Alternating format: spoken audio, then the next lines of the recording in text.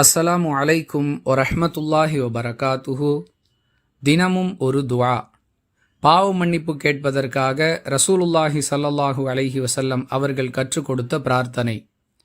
அன்பிற்குரிய அல்லாஹுவின் நல்லடியார்களே, மனிதர்கள் அனைவரும் பாவம் செய்யக்கூடியவர்கள் என்ற கருத்தில் அமைந்த அஹ்மது எனும் நூலில் இடம்பெறக்கூடிய 21420வது ஹதீஸ் நமக்கு பலமுறை நினைவுபடுத்தப்பட்ட ஒன்று. இதன் அடிப்படையில் எந்த ஒரு மனிதனாக இருந்தாலும் அவன் பாவம் செய்யக்கூடியவனாக இருக்கிறான்.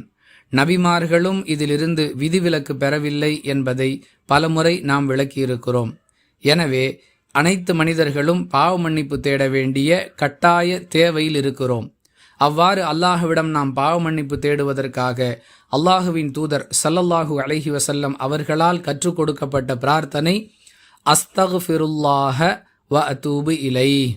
இவ்வாறு ரசூலுல்லாஹி ஸல்லல்லாஹு அலைஹி வஸல்லம் அவர்கள் அல்லாஹ்விடம் பிரார்த்தனை செய்து பாவ மன்னிப்பு கோரியதாக புகாரி எனும் நூலில் இடம்பெறக்கூடிய 6307வது ஹதீஸிலிருந்து அறிந்து கொள்கிறோம்.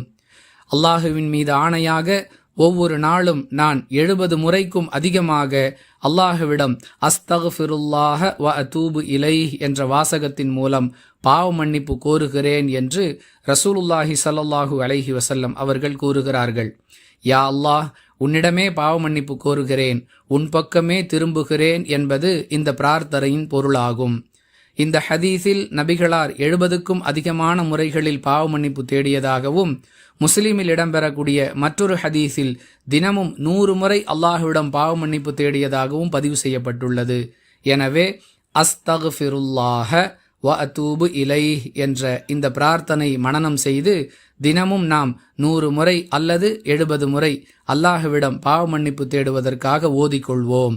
வாஹிரு தஅவானா அனில் ஹம்துலில்லாஹி ரப்பில் ஆலமீன். அஸ்ஸலாமு அலைக்கும் வரஹ்மத்துல்லாஹி வபரகாத்துஹு.